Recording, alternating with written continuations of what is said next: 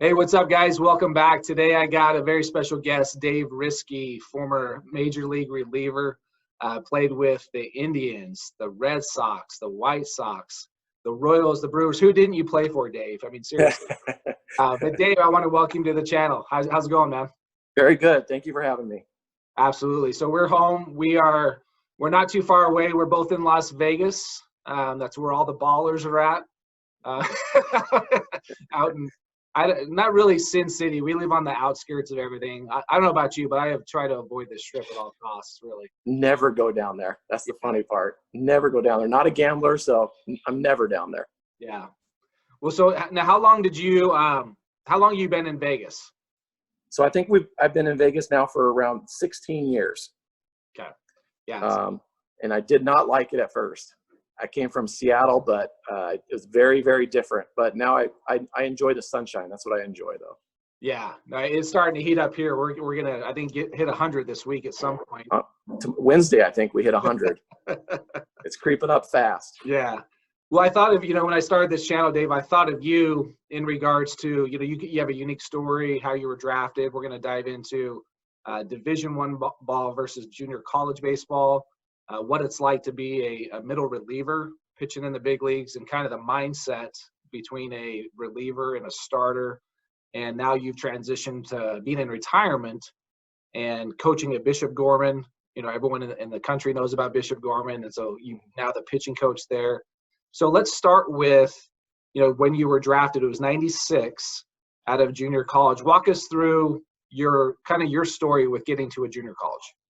Right. So it's kind of a cool story, and I don't enjoy talking about myself, but my story is really cool as far as kids really, wanting to listen to this, because it's cool. But anyways, I was in high school. I was a shortstop mainly. I pitched every now and then. Didn't pitch a lot in high school. I had some offers D1 out of high school, but I went from apartment to apartment with my mom, me and my brother. So I didn't have a lot of support growing up. As far as what I should do as far as school or whatever. But I actually didn't take my SAT test. So I think at one day it was scheduled, and my mom didn't know anything about it. No one really kind of was pushing it on me, my coaches or anything. And I think I skipped my SAT test to go play pickup basketball. It was the craziest thing. So anyways, I wasn't able to be able to play Division I because I don't know what happened with all that. I never made it up. I never took the test. It was crazy. But anyways, so I signed at this junior college in Green River Community College in Auburn, Washington. Not a big school, not a big time JC at all. Just a normal little community college. Had a baseball team, and I played there for 2 years. And then my first year I played a little bit of shortstop, but then I just got converted to a pitcher only. So you couldn't hit. There you go. I always thought I could hit. I always wanted to be in the big leagues. I always wanted to get to the big leagues as a shortstop. That was my dream. Yeah. But yeah, I think I graduated high school at 150 pounds, 6'1", 150 pounds. So I obviously didn't have a lot of power. But anyways, I always had a good arm. So my junior college coach said, you know what, we just need to put you on the bump and go from there. And then I always had a lot of confidence. So I always thought I could get everybody out at any time. And then I had a good year, and then I got drafted in the 56th round of the 96 draft. So I think there was probably 1,640 players taken before me. Wow. Crazy. And the cool thing about that was my agent that drafted me, my scout that drafted me, he actually told me to my face, I think I told you this before, Jad, but he told me to my face that I have no chance of making it. I'm drafting you as a favor or this, that, or a draft and follow, whatever you want to call it. But anyways, then I ended up making it to the big leagues in 2.5 years. Wow. And then eventually stayed for around almost 12 years. So it's a pretty good story. I could dive into it even more, but it was, I had everybody against. I had my own father telling me that you need to go get a regular job. You're not that good in baseball. You're never going to make money playing this game. I just had a lot of people against me, so I had to prove a lot of people wrong. So how did you go about, because I think a lot of players, especially at the young age, they're teenagers, these evaluators are telling them you're never going to make it, and that can go one way or the other. You obviously took the right route. What was your mindset like when they told you that? Again, I was young, and I probably was like, "Are you crazy? Watch this." You know what I mean? And I knew I didn't have a lot of people in my corner, but I was like, as a young athlete, I always just even growing up, I always thought I could beat whoever at any sport, and I don't care how big they were or what it was. I just had that belief. Maybe I was a little cocky, maybe too cocky at times when I was younger, but it didn't matter if I failed. I wasn't afraid to fail, but I just was always come back and, you know what, I'm going to get better and I'm going to beat them the next time. I just always had that in my mind. And I try to tell my own kids this too, because it's kind of hard to teach that.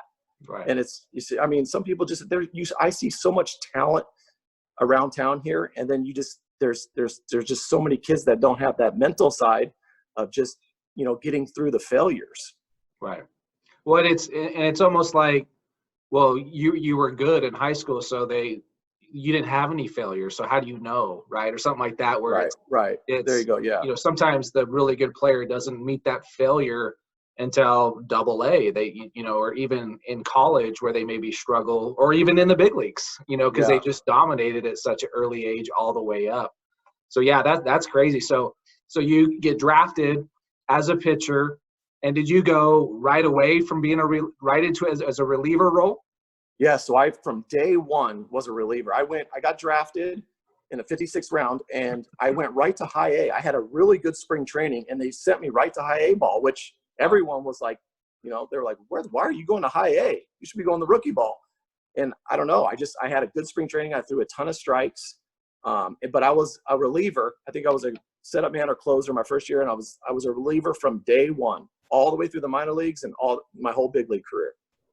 That's cool. So my guess is too, when they drafted you, they're like, look, this is a position player. Did you pitch in high school at all as well, or not? I did, Okay. but not a lot. I mean, Okay. I was a shortstop, and I probably started a couple games or whatever, but I didn't pitch a lot. I was just mainly a shortstop. So you had a fresh arm. Yeah, there you go. Yeah. That's awesome. So you're in the minor leagues, you start working your way up to the big leagues. Were you always a middle reliever at that point too? You maybe some closing situations. What was your role in the minor leagues? So I was my very first year in Kinston, North Carolina. I was kind of a middle reliever, and then I moved up to setup man towards the end of the year in '97. And then from after '97, I was a closer every year in the minor leagues. So I went 98, I was a closer. 99, I was a closer, and then I got called up to the big leagues in the end of '99. And then, early part of my career, I was just, a middle reliever. And then I moved up to the setup man and got the closer's job for a little bit, and then mainly setup man and middle reliever the rest of my career. Okay.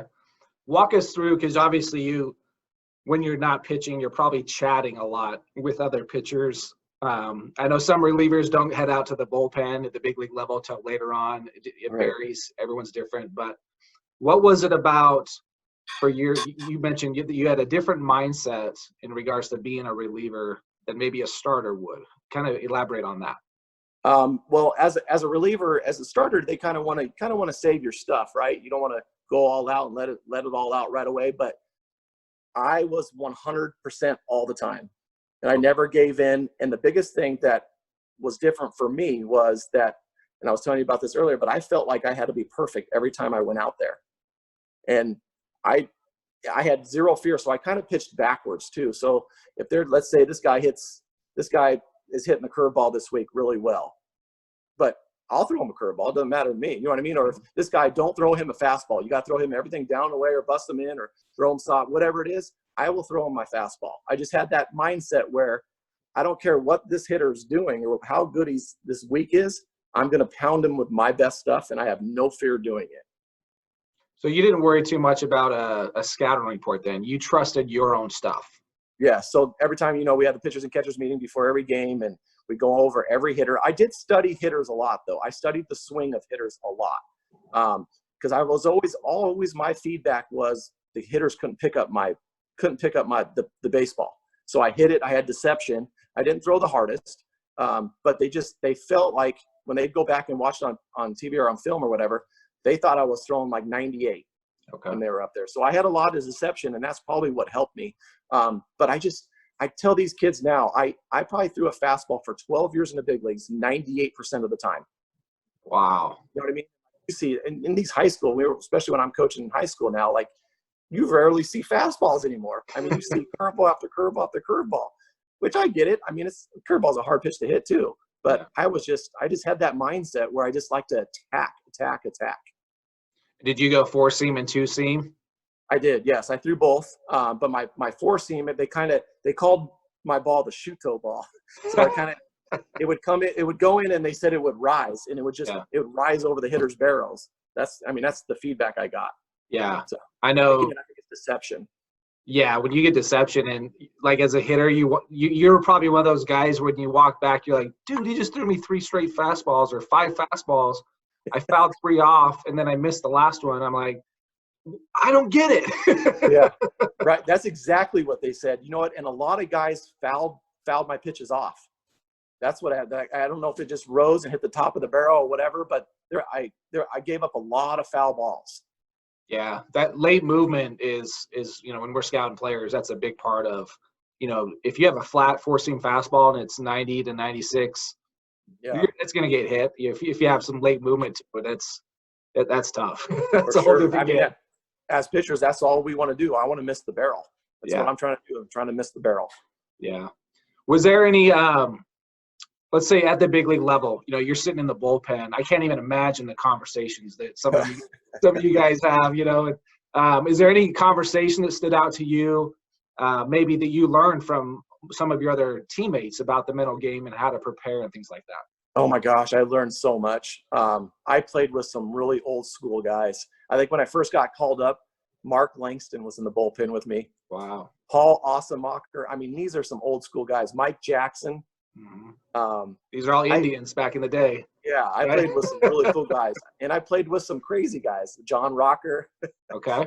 Bob Wickman, just some really cool guys. But I used to pick their brains, especially as a young player. I used to pick their brains all the time, and even if it was like different grips, or how they faced each hitter, or it's funny because I had a lot of older guys come to me and be like, "How are you throwing this 88-mile-an-hour fastball right by Albert Pujols?" Right. You know what I mean? It's like they were dumbfounded.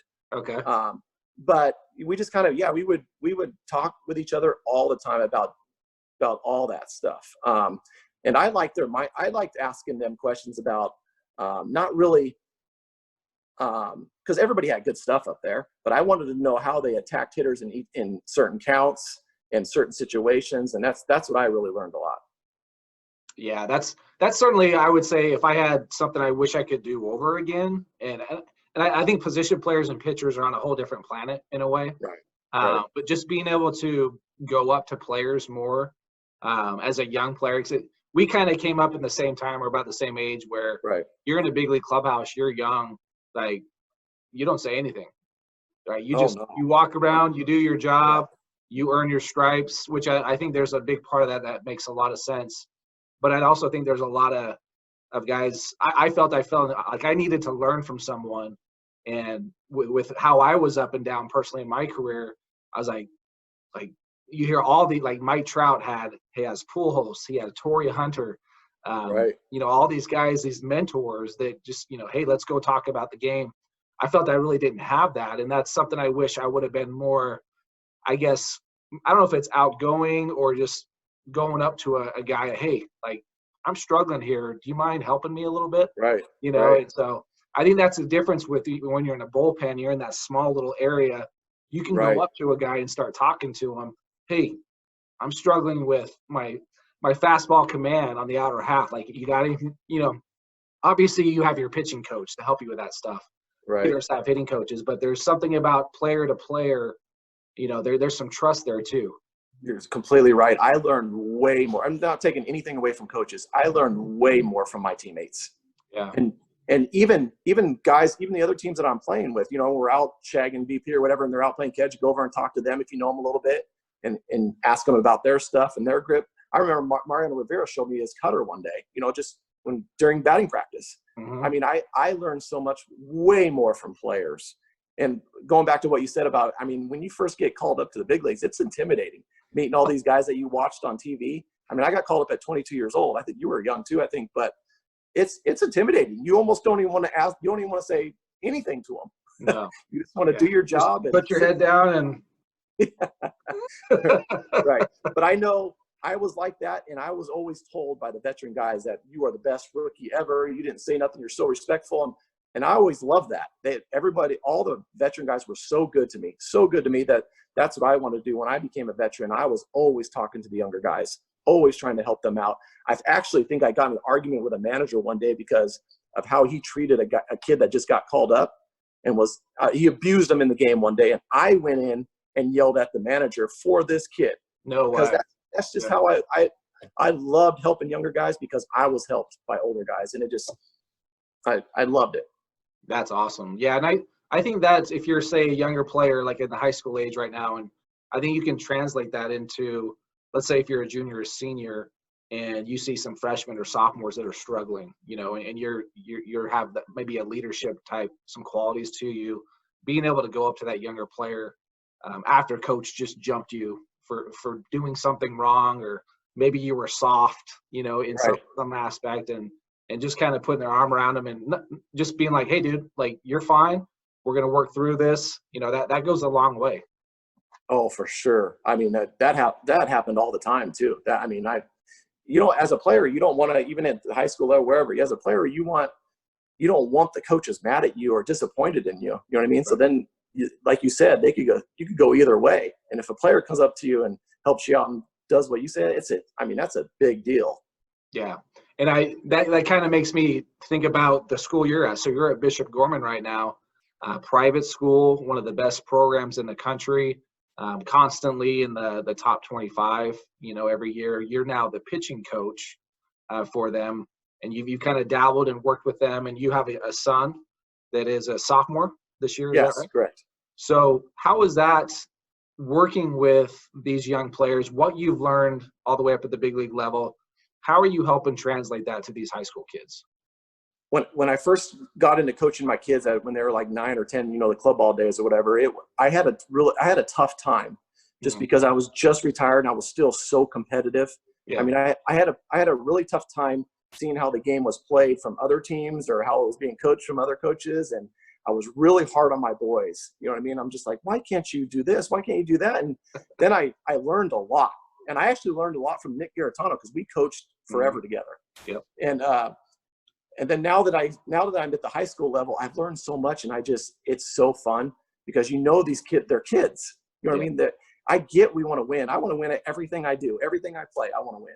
But these kids are just developing and they're learning, and that's obviously cool because my resume is pretty good, so they respect me and they want to listen to me. But just teaching them the stuff that I know, that I went through, and all the coaches that I had, all the players I played with. I mean, it's so much fun to relay that stuff down to these kids. And it could be anything. It's about, life, not just pitching. I mean, I like to work with the infielders. I like to do everything, and just everything I saw throughout my career, I like to just relay it to those kids. And I absolutely love it. I feel like I'm giving back by doing it, and it's a good feeling.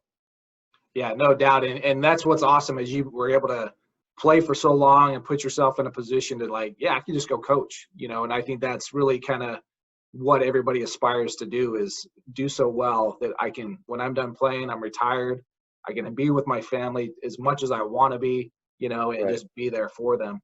So with you, a lot of the players I've been talking to, they have sons that are coming up, because we're kind of all the same age. It's like kind of right. How that's worked. Has your son, because he's kind of the same way. He's played a position. He's doing some pitching.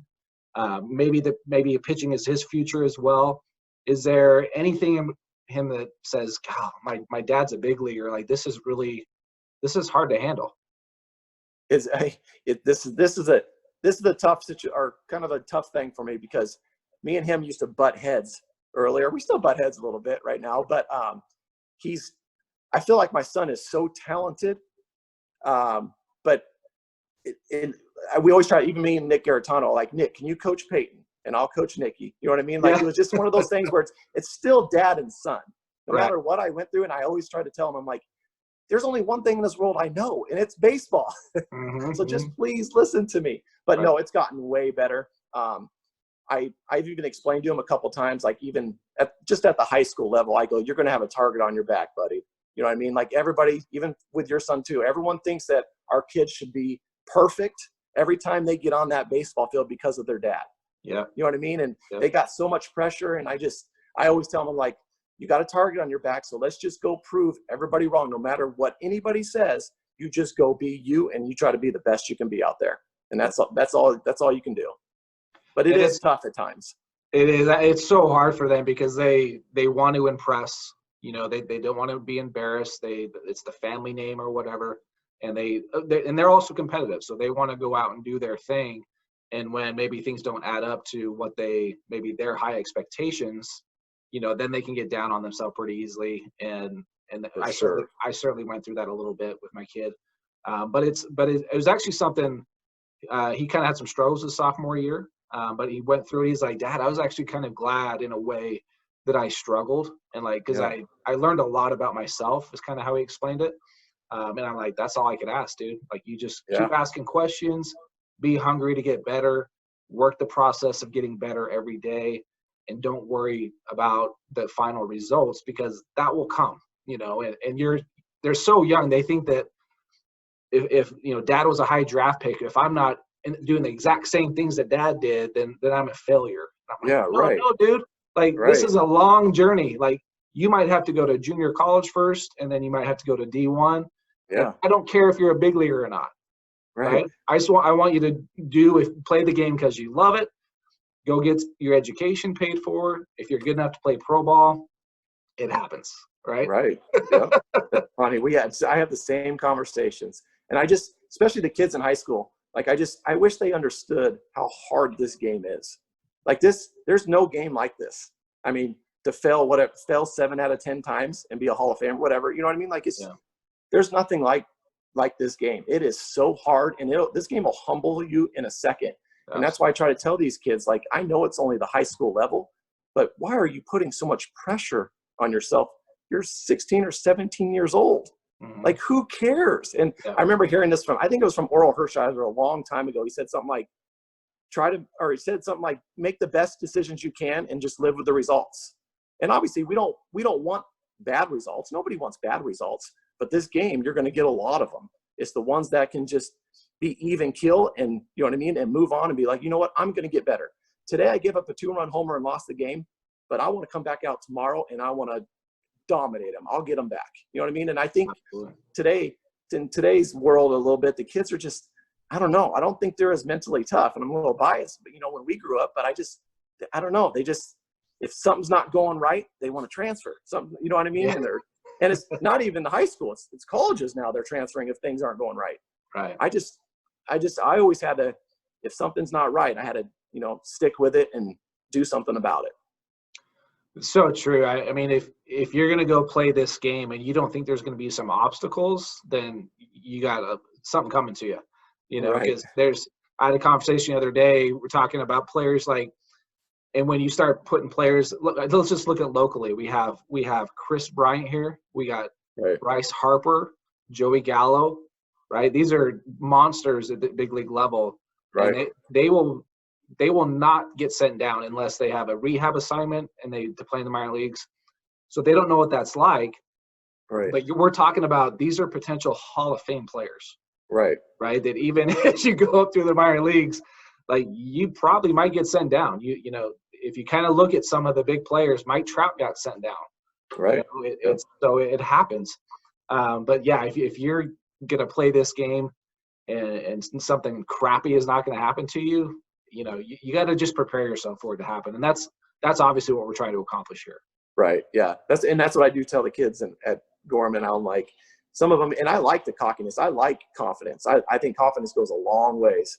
But there's some kids, you know, they'll get a little, you know, stretch it out a little bit or whatever. Hey, I'm telling you, this game's some pitcher will humble you in a second. You think you're a good hitter right now? Just hold on for a second.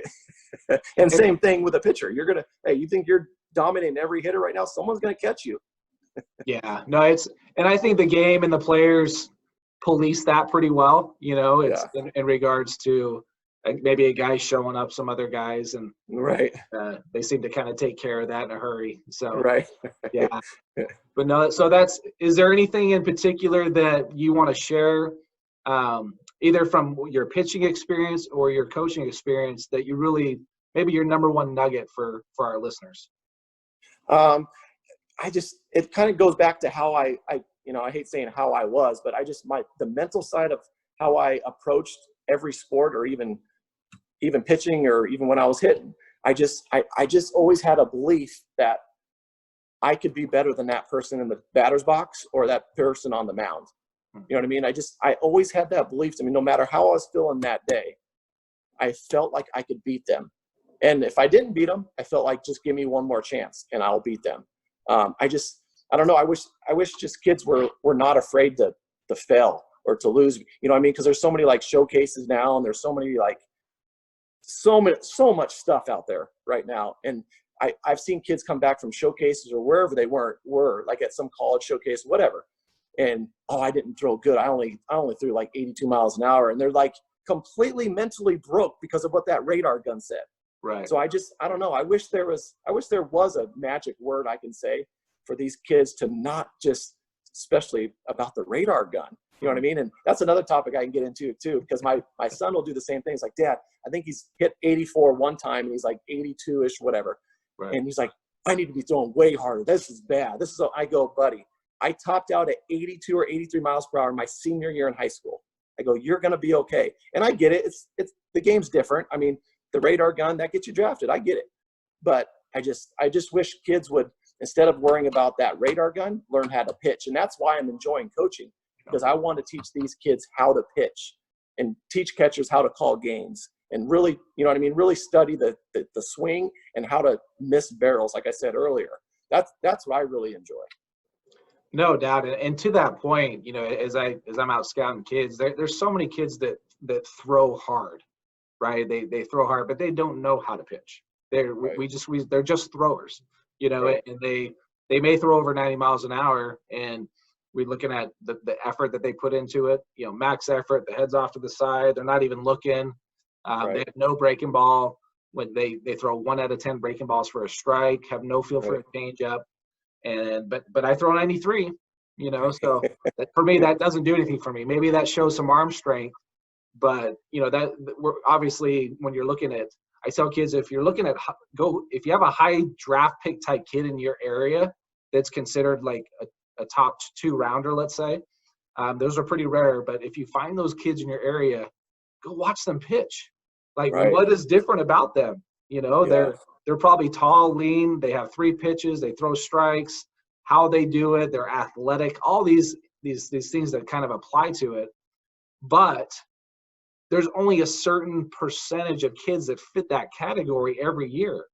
All the rest are like, say, you could say your son, he's maybe doesn't blow up the radar gun, but he's learning how to pitch now. And as he gets stronger, and like you, graduating at 150 pounds, by the time he gets to college, maybe he's like 180, 190. And now he can pitch. Right. And now he's probably is caught up to those other kids that can maybe throw hard that still don't know how to pitch. Oh, for sure. Yeah, 100%. Yeah. Well, awesome, dude. This has been great. I wanted to bring you on because I knew you would have some great insight for us. And, what stood out to me is, like, a lot of times we talk about confidence, and I tell kids confidence is something you do. You can't rely on whether I was 1 for 4 or 0 for 4 or 3 for 4 and all of a sudden I'm confident or not. Right. It's something that we just go out and do it, and it's a choice we make. So, for sure. Yeah, dude, I appreciate coming on board. I know we'll probably be seeing you this summer, at some point at some tournaments, and as I'll be floating around watching Gorman and all this other stuff and watching your kid as well. So, but you have anything else for us before we leave? No, that's about it. I just wanted to touch it. Like I was just going to bring this up real quick, but it's the hardest part I have getting through the kids is like if they have a bad at bat, and it's easy for us as coaches to say, hey, don't worry about it. You got another at bat coming, but they can't process it to let it go. You know what I mean? And especially a lot of kids that I see even at Gorman, I'll see them take it to the field and they're out there just so upset. So, I mean, and I know it's easy for us to say, hey, forget about it. Let's go. We've got a long game left. But that's what I would want to get through to the kids. Like, you're not going to be perfect in this game. Like we were talking about earlier, you got to be able to, if you don't have a short memory, this game will get you fast. Yeah. And I guess that's one of the pluses I had. My memory was so short. Like I could give up a 3-run homer in Yankee Stadium to Jeter. You know what I mean? And I was back out there the next day closing, and I got to save the next day at Yankee Stadium. So it's just like, you got to be able to have that short memory. I think the short memory will give kids confidence. No doubt. No doubt. That's awesome, dude. Well, I appreciate coming on board here. This has been a lot of information. You know, it's all great, and being able to come from a bullpen type mindset, you could say, right. That probably still has. You probably really think you're a shortstop still, but you just do. Pitcher. I tell everybody I was out there every day with Omar Vizquel taking ground balls until the coaches kicked me out. Yeah, like Riske, get back there, go shag, right? Well, this has been great, man. I appreciate coming on board. And where do you are you? Yeah, I got Instagram, you know, driske05, and that's basically all I do. I don't do the Twitter or anything, just Instagram. Cool. So awesome, man. Well, again, I appreciate coming on board, and we'll see you soon. Okay. See you later. Thanks. Thanks, man. Hey, guys. Hope you enjoyed that with Dave Riske. Dave's a good friend, lives out in Vegas here. A lot of great insight coming from a middle reliever and his mindset, his perspective, and how he's helping out high school coaches here in the area. If you feel like you need some more help in regards to just your personal growth, you know, I have a personal growth and mental skills course. If you head over to mentaledge.training, you'll find that course. Information's there for you can go through and look for it. It's where I can be your personal coach, guide you through this whole process. Thanks for joining us, and we'll see you in the next episode. Take care.